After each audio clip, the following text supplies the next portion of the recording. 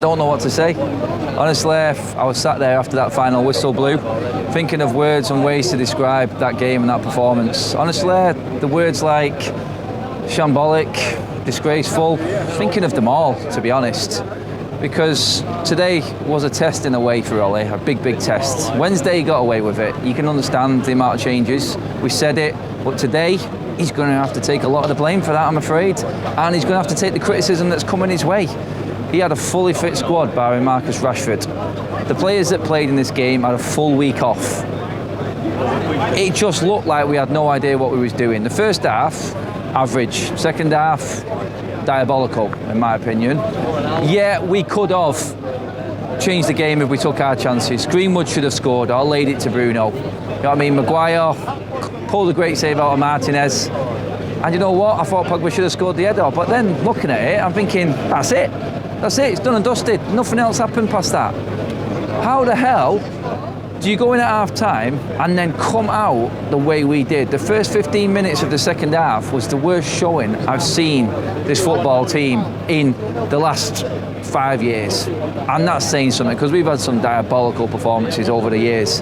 But at the start of that second half, how can a team come out fresh with the manager's words in their ear and be that bad, so off it? And we're not talking about switched off. We're talking about being able to pass a ball here.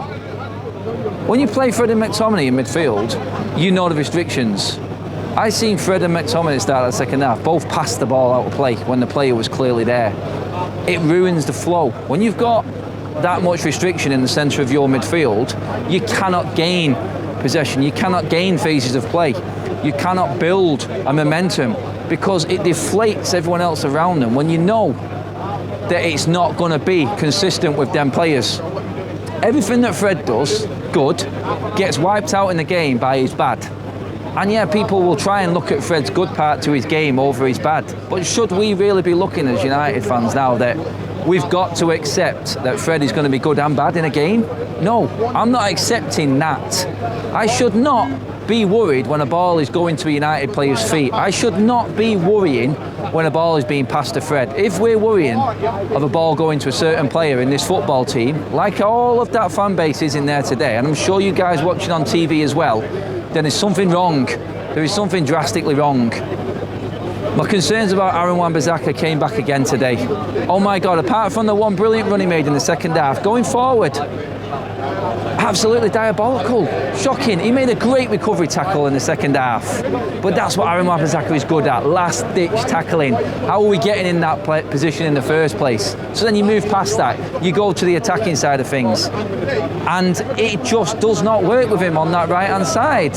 Villa weren't even low block today, guys. They will not low block. We had chances to create. We just did not know how to create them. Forget about chances.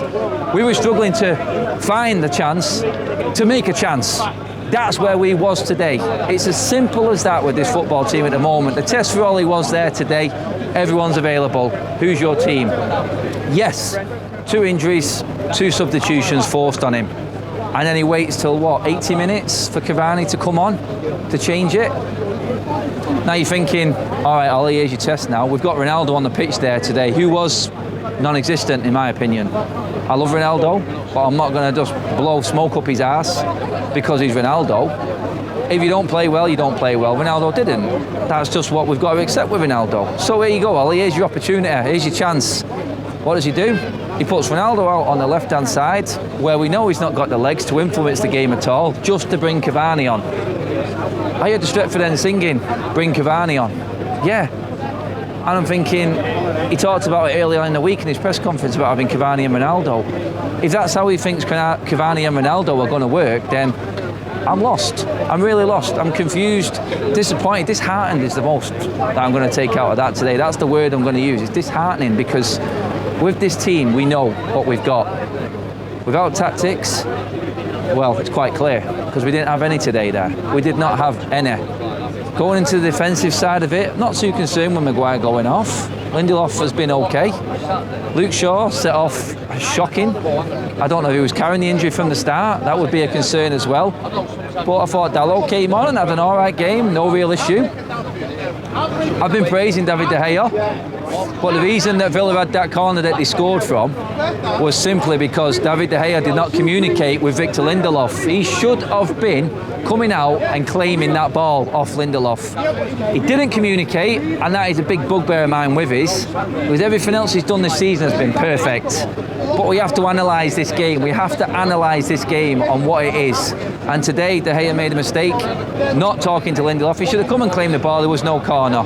And then from the corner, was it Cavani's man? I'm not sure because I've not seen anything back yet. Fresh on the pitch. Oh man, and again, United, we brought a set piece coach in this summer. We concede from a set piece, third home game of the season. This has been a horrific week for Ole. 2 games at home against very average teams, good teams to average teams, sorry, I've been disrespectful there, but Villa and West Ham are decent, but that's it. No goals in 2 games at Old Trafford. I said we needed to be finishing top of the league in this international break if we are to take things serious.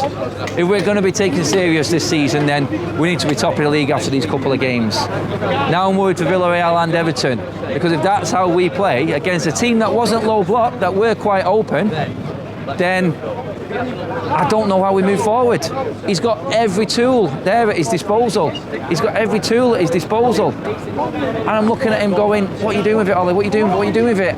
I'm not seeing any change now. I'm not seeing any change. The icing on the cake for that performance was Bruno's horrendous penalty.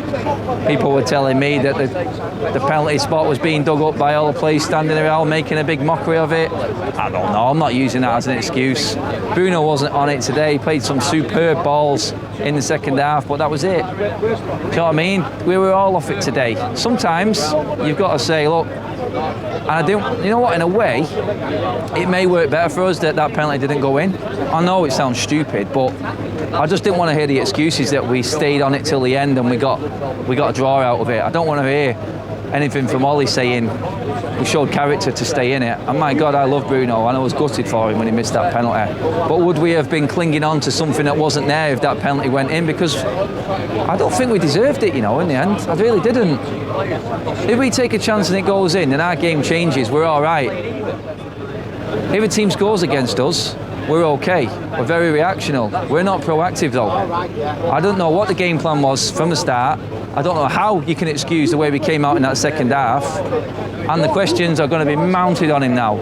I'm going to be intrigued to listen to what he says after that game. But a lot of fans walking out there today have just realised that, you know what, that is the title gone. There's no chance that United can compete for this title. Chelsea have lost today, yes, but I think that moves City ahead of us now as well, so we're behind the other 3. And it looks like what everyone was saying, great squad, but we haven't got the coaching or the manager set up. It's falling right into that debate, and it's falling right into their hands right now, because Ole hasn't learned anything. Nothing has changed. I was worried in the Newcastle game and I got slaughtered for it. Today that was a Newcastle game all over, except we didn't score a goal. And it changed the game, and it changed the mood. And for me, that's not good enough for Manchester United. It really isn't. I am devastated with that result today. That has cut deep. And I feel in that fan base there and everyone around me, that was really hurting a lot of people. Guys, let me know what you thought of that. It's disappointing, I know. I'm trying to be upbeat, but I'm taking no positives from that today. Mason Greenwood was our best player. That's as simple as that. That lad has been a breath of fresh air, and I felt sorry for him. He did miss a couple of chances, and that's inexcusable. In a game like that, we need our forward to score him, but you know what? Credit to that, he kept on going and kept on going. His head did not drop, and a few other heads dropped there in that game. So disappointing. Let me know. Comment below, guys. Obviously, subscribe to the United Stand. Give the video a like as well. Let me know what you thought. I've got plenty of time today to dissect your comments, so get into it and let me know, guys. Thanks for watching. Gutted.